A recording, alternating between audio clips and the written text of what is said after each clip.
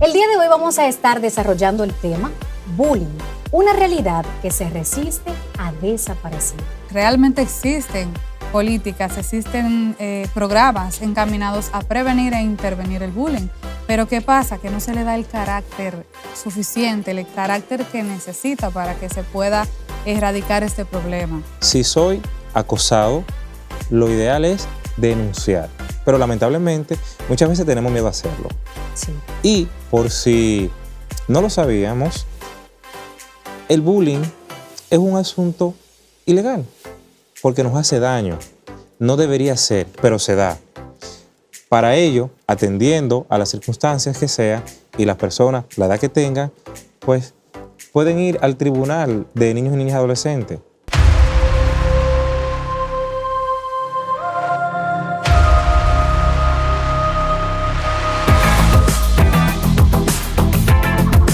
Fundación La Voz de María presenta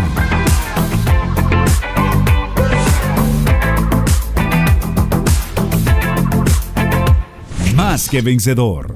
Un saludo especial para todos ustedes que nos sintonizan a través de todas nuestras plataformas digitales. Bienvenidos a Más que Vencedor.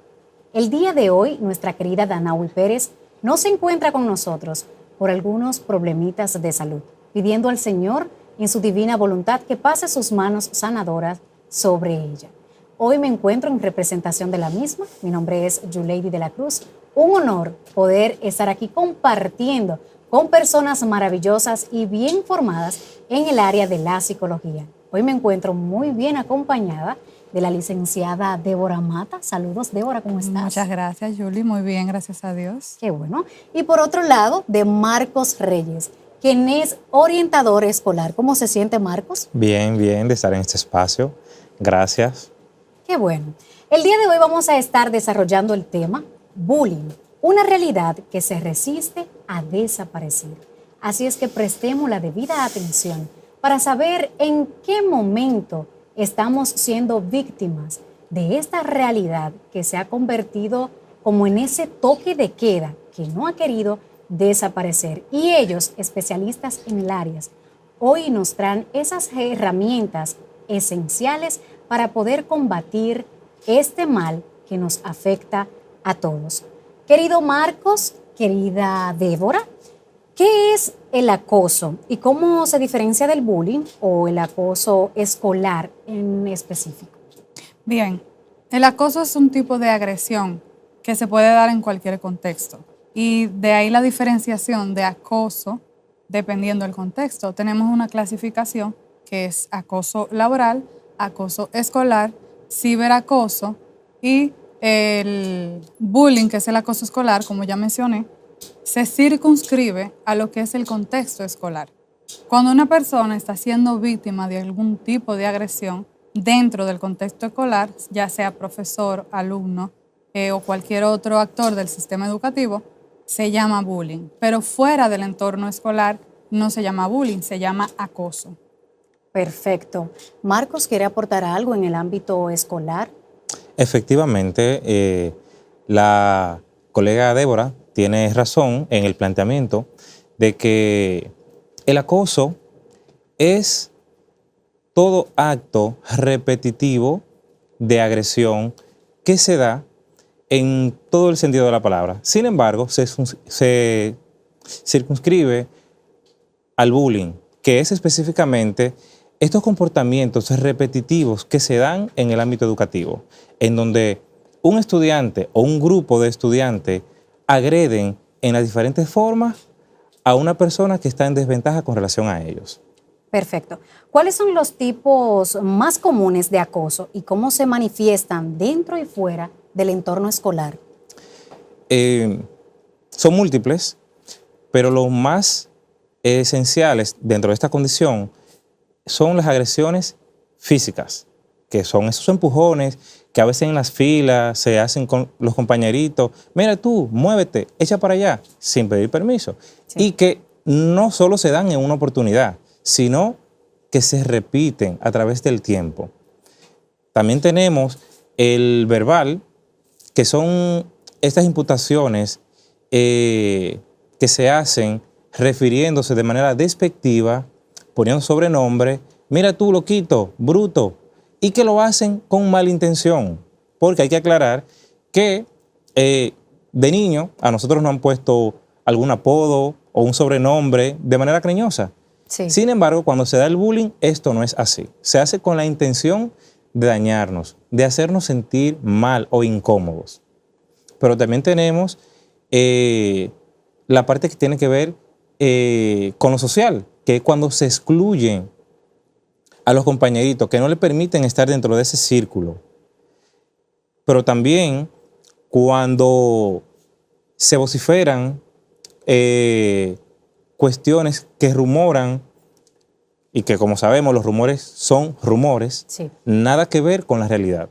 Y esto se hace justamente para crear una percepción y crear un daño o vincular a esa persona, o en este caso a un estudiante, con una temática que le perjudique emocionalmente. Ciertamente. Débora, dentro de estos tipos que ya hemos mencionado en el ámbito escolar, verbal, ¿cuáles más nos faltan por visualizar para que las personas puedan detectar qué tipo de bullying están siendo víctimas?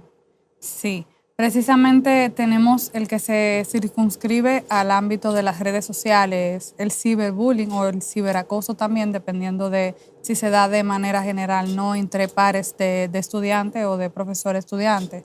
En este caso, el medio por el cual se ejerce esta agresión es a través de las redes sociales, a través de los canales de comunicación. Y aquí suele pasar bastante desapercibido porque entre tantos comentarios, tantos videos y tantas interacciones que se reciben en las redes sociales, pues surgen una serie de comentarios despectivos y muchas veces pasan desapercibidos por la cantidad de contenido que hay y no se le presta la atención creyendo que es insignificante, pero ciertamente tienen un impacto. Porque la mayoría de los usuarios de las redes sociales lo que busca es aprobación, lo que busca es ser visto, tener seguidores. Y cuando tú ves este acoso a través de esta vía, pues impacta de manera significativa a la persona. También lo que es el acoso psicológico. Cuando una persona ejerce un tipo de presión, manipulación psicológica con la intención de hacer sentir a la persona menos, inferior, o de maltratarla a nivel psicológico, este es otro de los tipos de acoso o de maltrato, agresión o bullying que son bastante marcadores porque destruyen prácticamente la identidad de la persona y precisamente ese es el objetivo, que la persona se destruya, se anule su propia personalidad para que pueda tener lugar esa manipulación que se da a través de lo que es el acoso psicológico. Perfecto. ¿Cómo puede una persona detectar cuando está siendo víctima de acoso en cualquiera de estos ámbitos que ya hemos mencionado? Bueno, hay señales y justamente las personas que son víctimas de acoso presentan actitudes diferentes a las que anteriormente presentaban. Por ejemplo, el aislamiento es una de ellas. En el términos educativos, podemos decir una condición académica deficiente, no le gusta estar en los grupos con sus compañeros porque naturalmente hay una cuestión. También el miedo y en ocasiones pudiera presentarse también como un momento de explosión en donde se aíra y puede dañar objetos personales. Son muchos elementos, pero estos son algunos de ellos. Perfecto.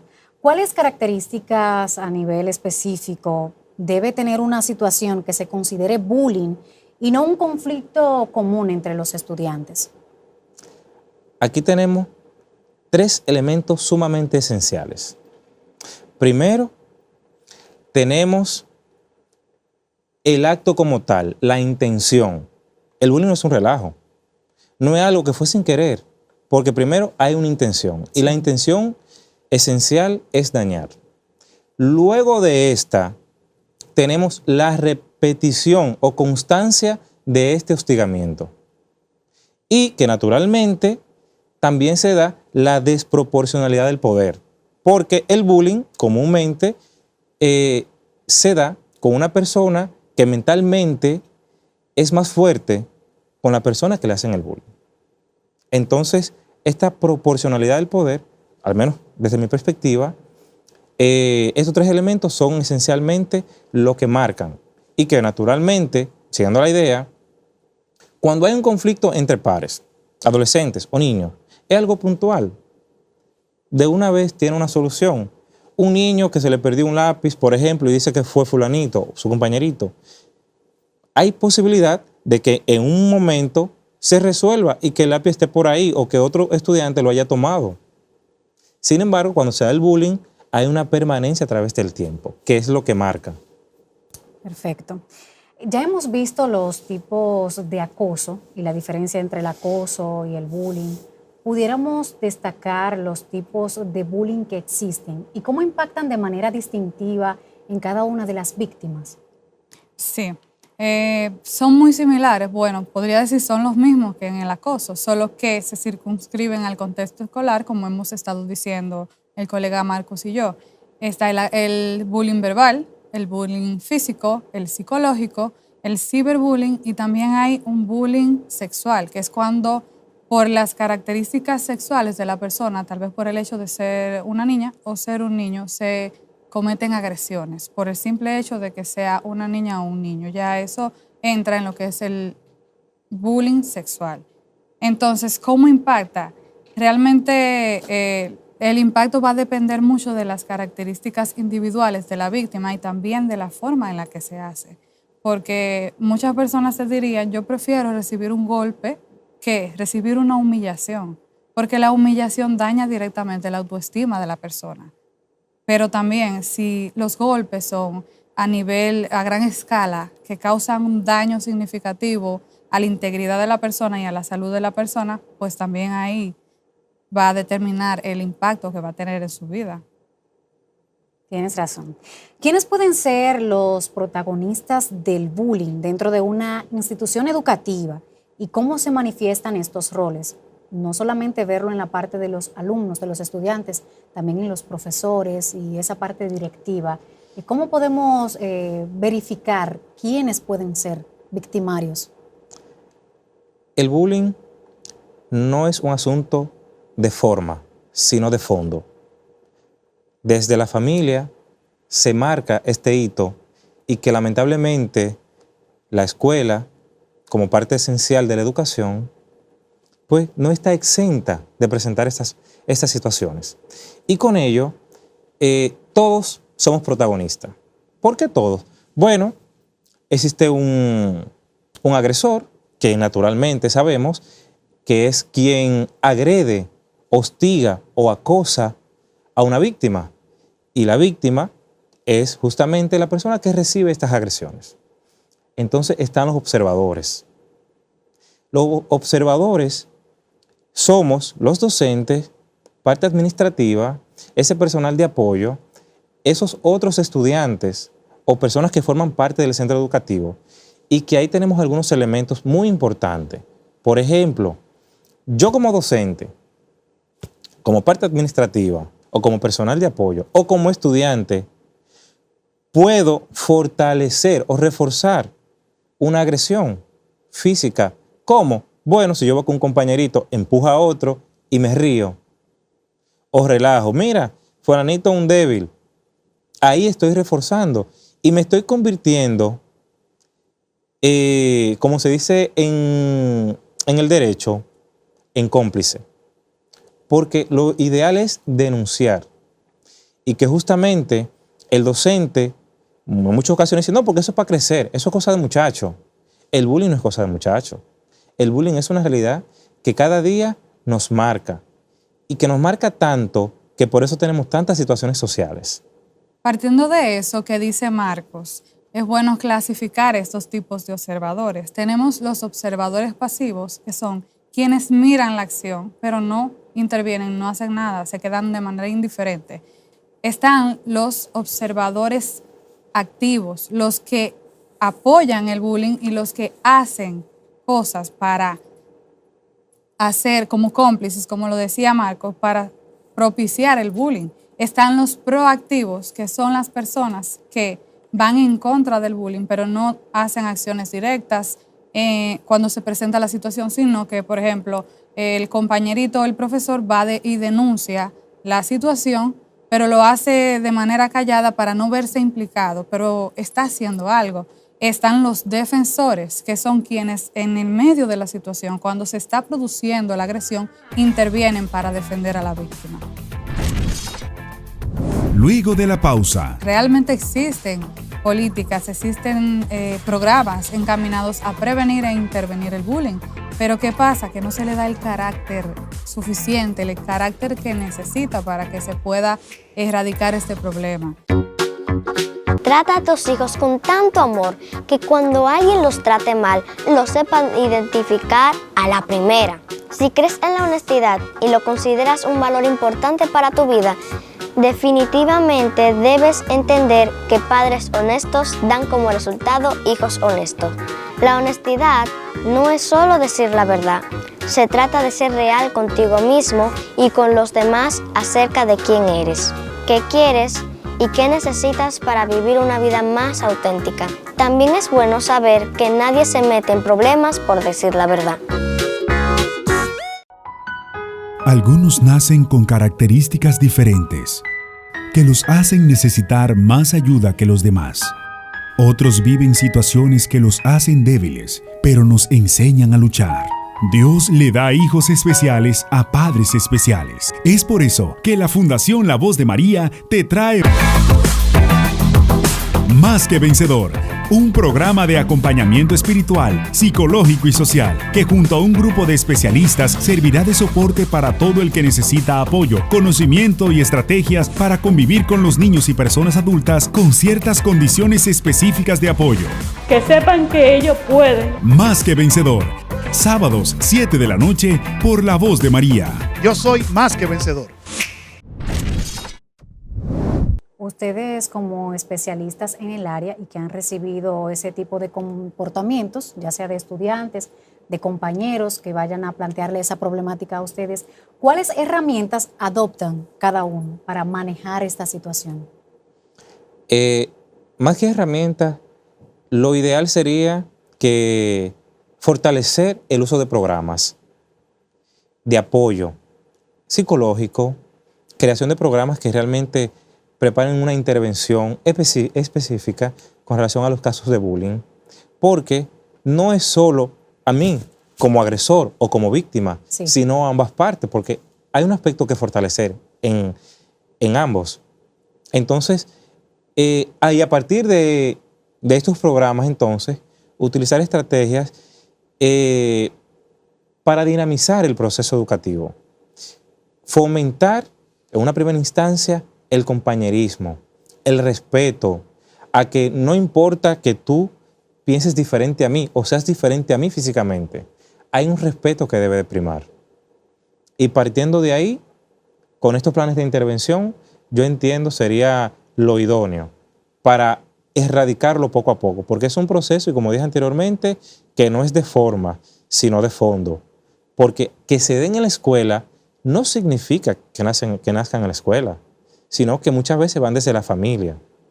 Ciertamente. Y fíjate que en esa intervención que tú haces de la concientización hacia los pares, podemos ver que los observadores tienen un papel importante, porque depende del observador que el bullying se perpetúe. Si el observador se convierte en un observador proactivo o un defensor, el bullying se frena. Entonces ahí, en esa parte de hacer las campañas, de concientizar, de sembrar en los niños, en los adultos también, lo que es la empatía y el respeto independientemente, porque todos somos diferentes y merecemos ese derecho de que se respeten nuestra integridad, de que no se vulnere, porque por el simple hecho de ser seres humanos valemos. Entonces ese respeto debe primar, y cuando inculcamos en nuestros niños estas actitudes, habilidades blandas de resolución de conflictos, asertividad, comunicación, de respeto, de empatía, que ellos puedan conectar con el hecho de que a mí no me gustaría que me hicieran eso, entonces yo no quiero que la otra persona sufra eso. Si yo veo entonces que una persona está siendo vulnerada, está siendo víctima de bullying por el dolor que yo podría sentir al ponerme en su posición, yo entonces actúo, me veo movida para evitar que esa persona siga sufriendo. Y con eso podríamos mitigar un poco el bullying. Ambos han mencionado un dato interesante, que son los programas y las campañas de concientización. Pero ¿por qué, pese a estos programas y campañas, el bullying sigue siendo una problemática en la actualidad? Hay un tema esencial, es el seguimiento. Muchas veces, por las tantas cargas, se caen algunas cuestiones. Y yo entiendo que desde el ministerio se debe de continuar fortaleciendo el uso de programas como la disciplina positiva, el manejo de conflicto en estas condiciones. Pero hay un aspecto sumamente esencial, que es la cohesión familiar en la escuela. Lamentablemente, hemos visto cómo la escuela están trabajando solas y que los padres se ausentan. Y probablemente no porque quieran, sino porque hay una realidad, que es el trajín de la vida, como uno dice, Sí. ese día a día. Y lamentablemente descuidamos el ser por el quehacer. Y esto naturalmente limita mucho, porque yo prefiero comprarle una tablet o un teléfono a mi hijo o a mi tutelado para que él esté tranquilo o ella Sí. esté tranquila. O para yo estar tranquila como madre también. No, efectivamente se da para ambas partes. Sí. Pero, ¿qué hace mi representado con ese teléfono? ¿Doy yo un seguimiento? Entonces, la familia es parte esencial, pero también nosotros.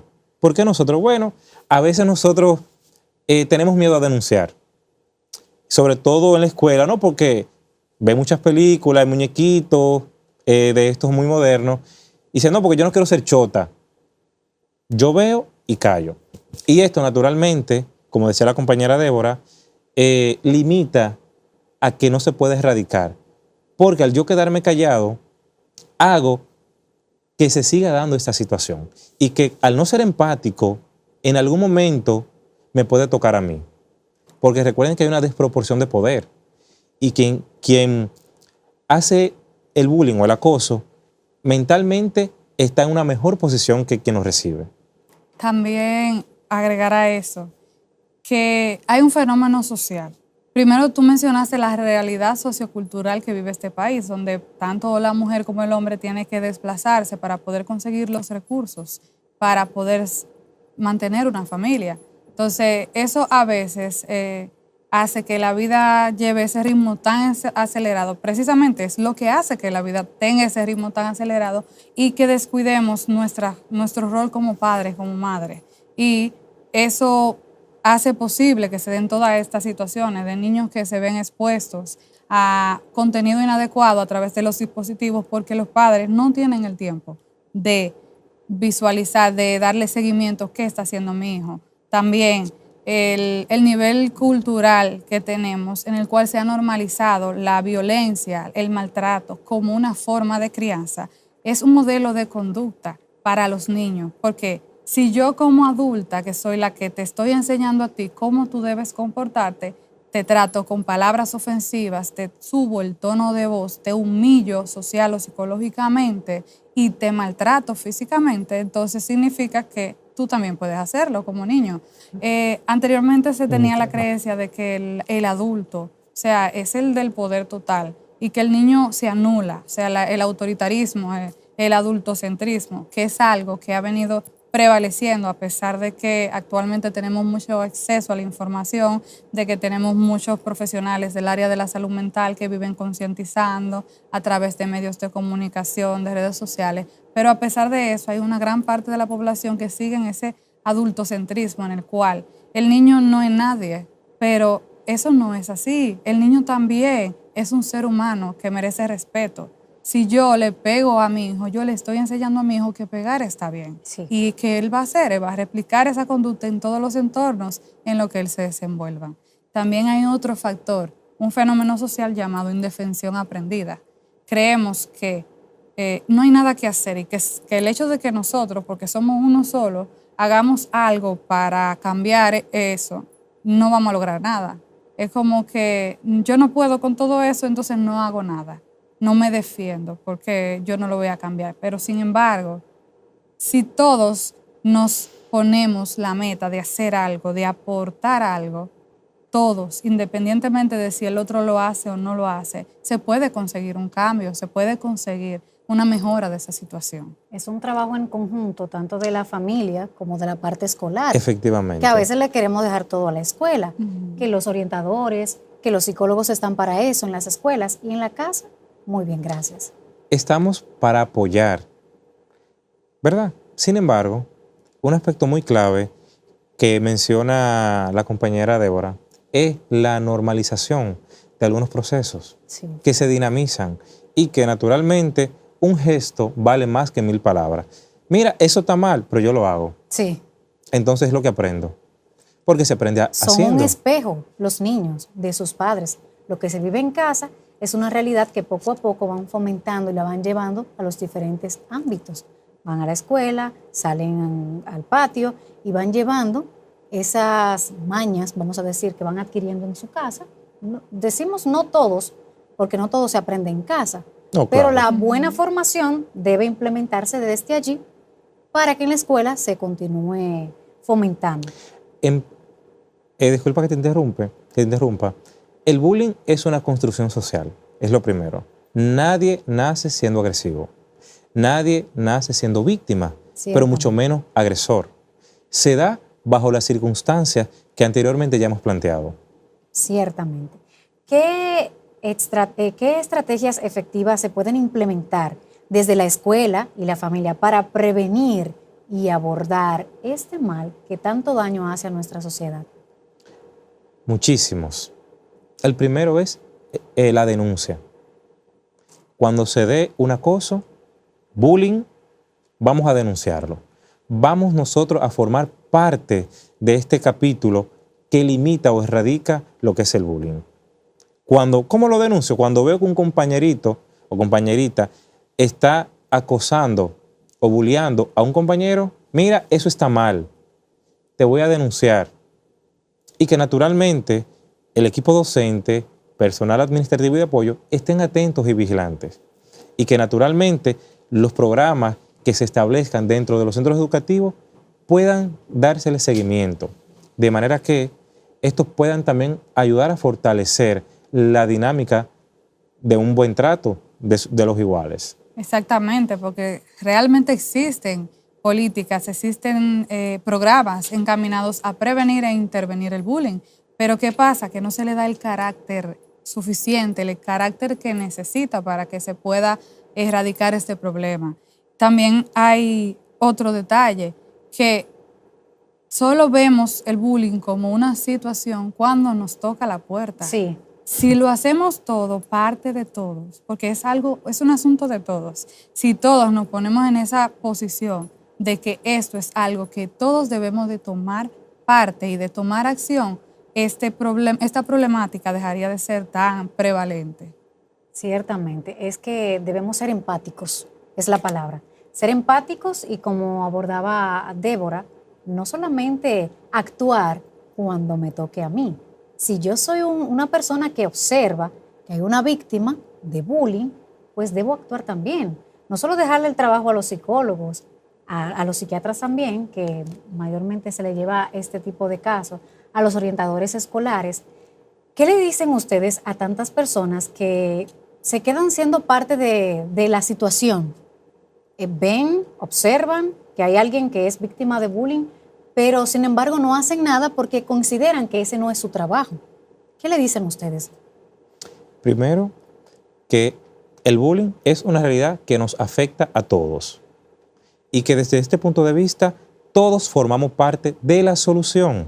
Seamos empáticos, vamos a concientizarnos y a partir de ahí a construir la sociedad que tanto deseamos, porque nos quejamos que la sociedad está mal, Sí. pero nosotros somos parte de la sociedad. Sí. Y si nosotros no actuamos, lamentablemente, seguirá empeorando.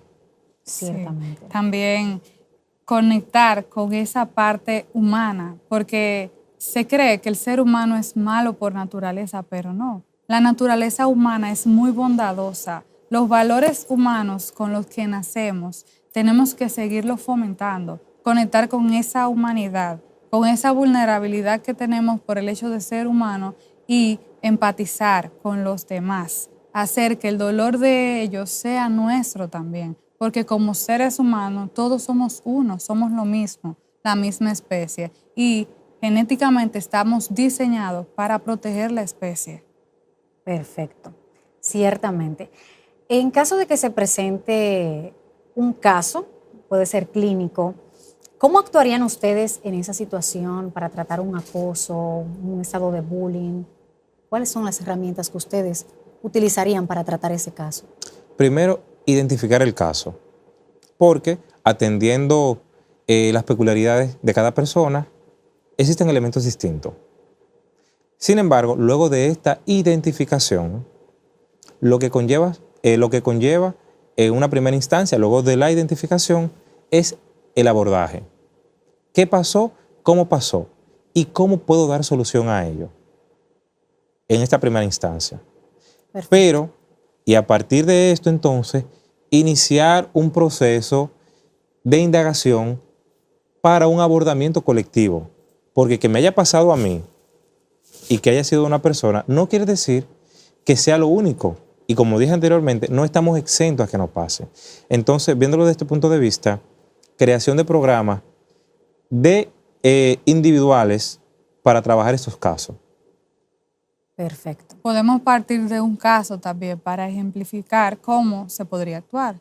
Yo conozco el caso de es un señor ya, que cuenta su historia de cómo él sobrevivió al bullying. Y es impresionante ver la forma en la que esa persona fue maltratada. Y cuando tú conoces el caso, tú dices, pero muchas veces no tiene que ver ni siquiera con la apariencia física, ni siquiera con esa diferencia de superioridad. A veces esa diferencia de superioridad la pueden tomar como algo para hacer bullying. Y voy a brevemente describirte el caso. Se trata de un niño que desde pequeño tenía unas características físicas más grandes que los demás, o sea, en estatura, en fuerza, en robustez, se veía como más mayor que los demás niños de su edad. Entonces vemos a este niño, este grandulón, y creemos que va a ser un niño problemático, que va a ser un matón, un niño bully, o sea, que va a ser el acosador. ¿Qué hace la profesora cuando tiene a este niño en el aula? Ella lo aísla, lo priva del recreo para evitar que él dañe a los otros compañeros, porque ella cree que él es una amenaza por su estatura, por su aspecto físico. Entonces aquí empieza lo que es el bullying, un bullying social en el cual ella lo aísla y le cohíbe de interactuar con sus compañeros. Entonces ahí sus compañeros lo empiezan a ver a él como un monstruo. O sea, la profesora está tomando esta acción, por algo lo hace, yo voy a seguir lo que hace la profesora. Sí. Entonces, ellos se unen al bullying que inicia con la profesora y empiezan a ponerle sobrenombres, a maltratarlo verbalmente, a humillarlo, hasta el punto tal de que en un momento lo golpearon tanto que lo llevaron a la unidad de cuidados intensivos y él duró 2 días en coma. O sea, se fue a gran escala y empezó con una profesora. O sea, aquí podemos ver que no solo se da entre pares y que toda el aula contribuyó con que ese niño fuera agredido, con que sufriera bullying. Y él llegó un momento en el que pensó que la solución era quitarse de en medio, era desaparecer. Wow. Y él se aferró al hecho de que tengo un hermano menor, tengo unos padres, no es justo para ellos que yo haga eso. Y también que el hermano estaba viendo la situación y se sentía impotente ante esa situación por él ser menor que su hermano y no poder defender a su hermano. Wow, Dios mío. Sí. Y él cuenta su historia y dice y resalta, 30 años después de esto, el bullying sigue siendo un tema. Tenemos estadísticas que nos dicen que el año pasado el 49% de los estudiantes de República Dominicana denunció haber sido víctima de bullying. sea, eso es una cifra alarmante. La verdad, es como una pandemia que no finaliza, el bullying. Luego de la pausa, Si soy acosado, lo ideal es denunciar. Pero lamentablemente, muchas veces tenemos miedo a hacerlo. Sí. Y por si no lo sabíamos, el bullying es un asunto ilegal porque nos hace daño. No debería ser, pero se da. Para ello, atendiendo a las circunstancias que sea y las personas, la edad que tengan, pues pueden ir al tribunal de niños y niñas adolescentes. Los niños merecen el mismo respeto que los adultos. Cuando llora un adulto, te dicen que lo ayudes, pues está pasando por un momento difícil. Cuando llora un niño, te dicen que lo dejes llorar solo, porque tiene que aprender. Cuando un adulto está enojado y levanta la voz, te dicen que es válido enojarse y que lo comprendas. Pero si es un niño, te dicen que es un mal educado y le faltan límites. Cuando se equivoca un adulto, te dicen que equivocarse es de humanos y de los errores se aprende. Pero si es un niño que se equivoca, te dicen que lo castigues, que es un tonto, que aprenda de lecciones. ¿Notas la diferencia? Los niños merecen el mismo respeto que los adultos. algunos nacen con características diferentes que los hacen necesitar más ayuda que los demás. Otros viven situaciones que los hacen débiles, pero nos enseñan a luchar. Dios le da hijos especiales a padres especiales. Es por eso que la Fundación La Voz de María te trae Más que Vencedor, un programa de acompañamiento espiritual, psicológico y social, que junto a un grupo de especialistas servirá de soporte para todo el que necesita apoyo, conocimiento y estrategias para convivir con los niños y personas adultas con ciertas condiciones específicas de apoyo. Que sepan que ellos pueden. Más que Vencedor, sábados 7 de la noche por La Voz de María. Yo soy más que vencedor. ¿Qué deben hacer los maestros? ¿Cuál es su rol mediante una situación como esta, donde hay un estudiante que ha sido víctima de bullying? Es un asunto complicado porque dentro de una escuela, cientos de estudiantes, en el caso de que, ¿verdad?, sea así, pero dentro del aula, fíjate que cada niño y niña es un mundo y que el docente, aparte de dar contenidos, debe de ver en ello esas potencialidades y que naturalmente también identificar muchas de esas necesidades porque, como hablamos anteriormente, hay que darse cuenta cuando un niño académicamente es bueno y en otro momento cae, cuando se aísla por sí solo, pero que también nosotros debemos de fortalecer esas dinámicas. ¿Qué dinámica? Bueno, si yo veo que tú estás bajando académicamente, te debo de reforzar. ¿Cómo lo hago? Mira, ¿qué está pasando?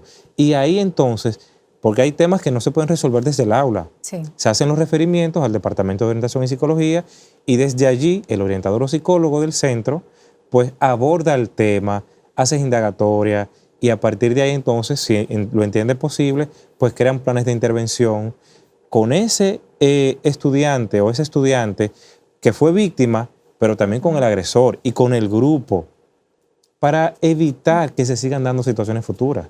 Porque el bullying pasa una vez con un estudiante y es bulleado por mucho tiempo, pero no es el único que es víctima y que es agresor. Porque el bullying es una realidad que nos afecta de una forma u otra a todos. Y sentimos que el bullying se ha normalizado en la actualidad. Hay muchas personas que lo ven de manera genuina o por entretenimiento. La mayoría lo hace por eso. Eso es normal. Es lo que la gente dice. Y como tú bien planteas, al normalizarse, ya lo vemos como algo normal y común. Sí. Algo que se da.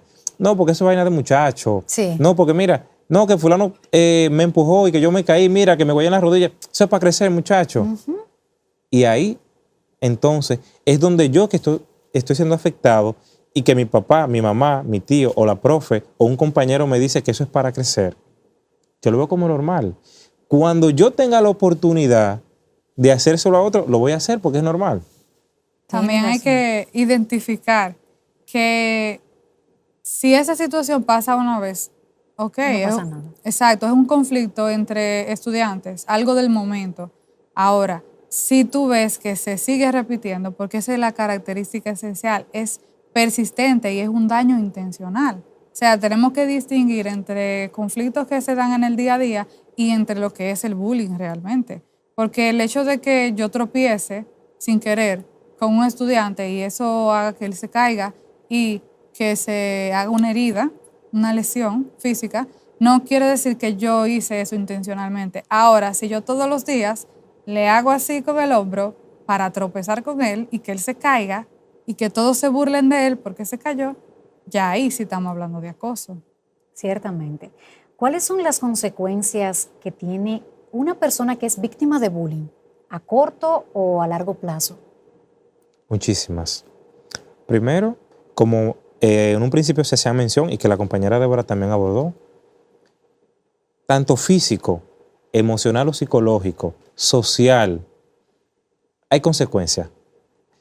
¿Cómo cuáles? Bueno, hay lesiones físicas, pero hay una lesión que es permanente y es la mental, como los miedos, como la baja autoestima que puede generar, y que esta baja autoestima con el tiempo puede generar en una depresión, en ansiedad, que son trastornos y que los trastornos son degenerativos. Esto significa que no se curan, aunque bajo una medicación puedan mejorar, pero con el tiempo van empeorando.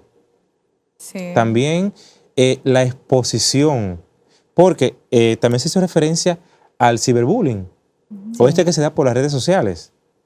Y fíjense lo interesante de que quizás yo, y ahora con la inteligencia artificial, pueda tomar una foto y esa foto alterarla. Sí. Estoy sobreponiendo de manera negativa a una persona y que naturalmente yo me voy a sentir mal cuando yo veo una foto mía sobrepuesta, quizás viral, quién sabe en qué o de qué forma. Eso me va a afectar emocionalmente y que eso puede hacer en algún momento, circunstancialmente, que yo quiera quitarme la vida o atentar contra ella o, en su defecto, agredir a esa persona en el caso de que se conozca. Porque una peculiaridad que existe con el ciberbullying es que, lamentablemente, el perpetrador está ahí detrás de una pantalla. Y no sé si eres tú o si es fulano. Simplemente una persona que está ahí y me puede hacer daño. Y el alcance que tiene, porque son medios en los que las cosas se mueven rápido y se difunden de manera masiva. Imagínate el impacto de que una fotografía tuya alterada, resaltando algún rasgo o poniendo algo que te vulnere a ti tu integridad y que eso se difunda en Internet. O sea, Internet es bastante amplio. Muchas personas haciendo comentarios negativos sobre eso.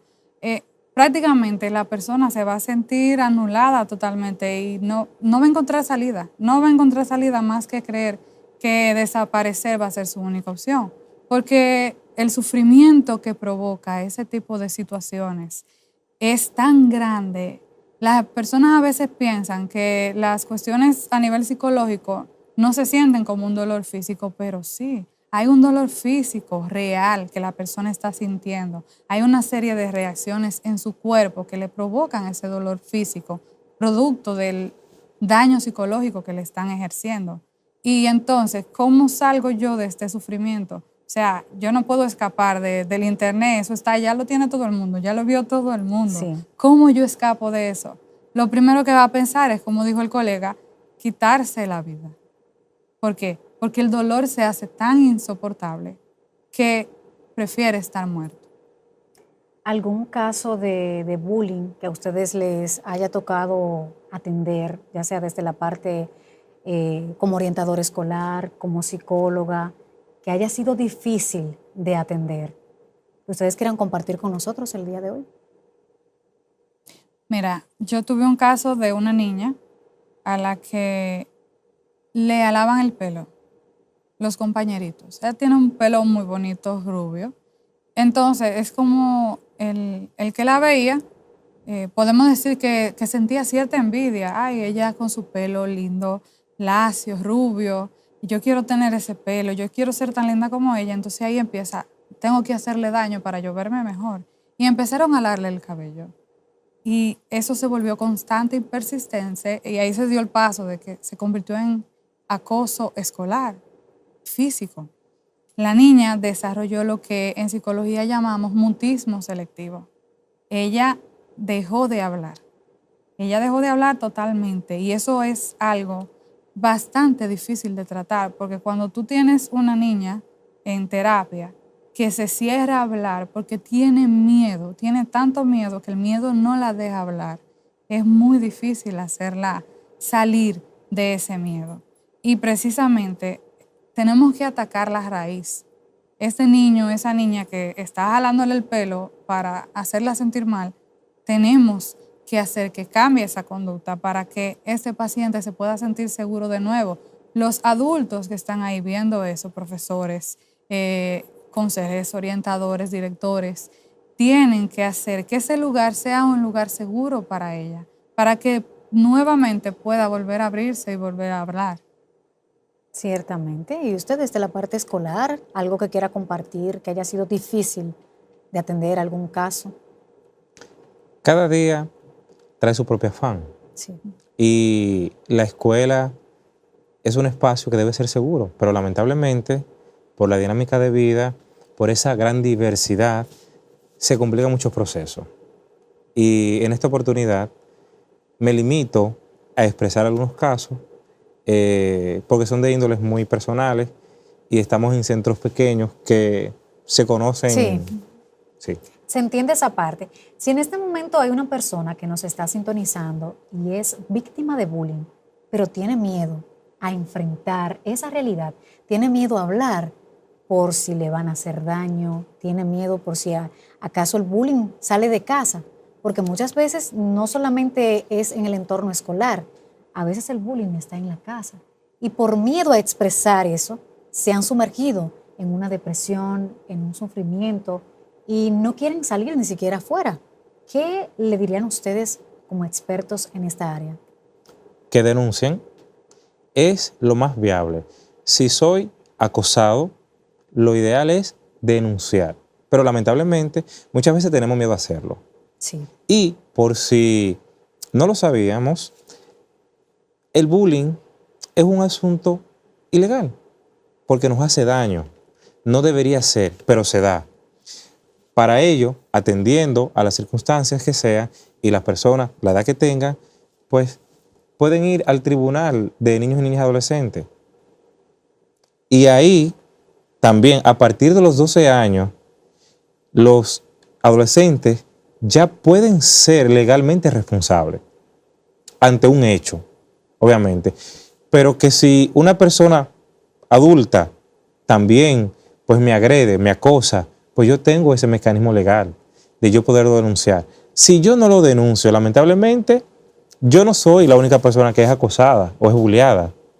La persona que me agrede o que me bulea a mí, probablemente agreda o bulea a otra persona también. Y si yo no lo denuncio, seguirá. Mira, desde la posición de víctima realmente es muy difícil tomar el paso de denunciarlo, porque es que cuando tú recibes ese tipo de agresión, cualquier tipo de agresión, tú sientes que al tú hablarlo lo vas a empeorar. Sí. Es como que el hecho de que tú lo denuncies va a hacer que la persona que te está agrediendo te va a agredir con más fuerza. Generalmente es lo que piensan la mayoría de las víctimas y por eso no lo hacen. Yo entiendo que como padres, porque la raíz realmente viene de la familia, como padres debemos replantearnos qué significa ser padre. ¿Realmente yo estoy preparada para ser madre, para ser padre? ¿Realmente yo entiendo la profundidad de la responsabilidad que implica ser padres? Porque la mayoría se limita a proporcionar vivienda, proporcionar alimentación, sí, proporcionar lo material, pero no nos estamos preocupando de la salud emocional de ese niño. Y ahí es que está, lo estamos descuidando esa parte tan fundamental en el desarrollo de un individuo y es lo que generalmente lleva a que se den estas situaciones. aquí en esta sociedad hay una realidad muy triste y es que muchas personas, muchos padres, muchas madres, por ignorancia, tratan a sus hijos mal, porque ellos fueron tratados mal también. Sí. Entonces, podemos sentarnos en un parque, así abiertamente, o en un transporte público, y tú te podrás topar con una madre diciéndole a su hijo, mira muchacho, no voy a mencionar la palabra, yo te voy a matar. Sí, palabras como esa, decírsela a tu hijo. O sea, padres, replanteémonos eso. ¿Cómo es que vamos a utilizar esas expresiones tan fuertes que destruyen? Pensemos, ese niño es una esponja. Cuando nace es una esponja, no tiene nada. Si yo lo sumerjo en un cubo de agua limpia, ¿qué va a salir cuando yo lo exprima? Agua limpia. Pero si yo sumerjo a esa esponja en un cubo de agua sucia, ¿qué va a salir? Agua sucia. Es que son un reflejo de lo que se vive en casa. Y muchas veces hemos intercambiado también la parte afectiva por las cosas materiales. Y creemos que ahí está todo, ahí está el tiempo, ahí está el abrazo, ahí está el te quiero, ahí está el te amo. Los psicólogos, los orientadores están en la escuela, ellos se encargarán de la formación de mi hijo y yo me encargo de suministrar los alimentos, que no le falte ropa, que no le falte nada en la casa, y estamos mal como padres.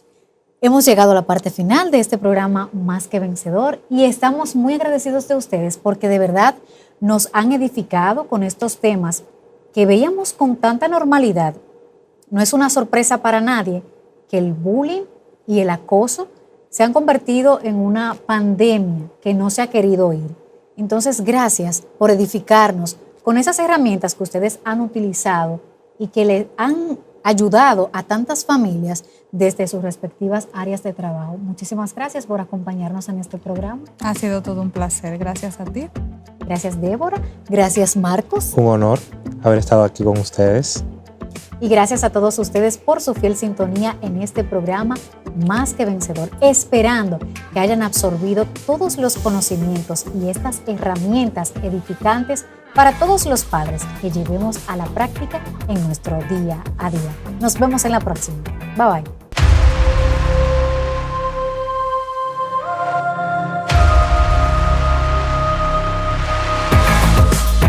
Fundación La Voz de María y el canal La Voz de María presentaron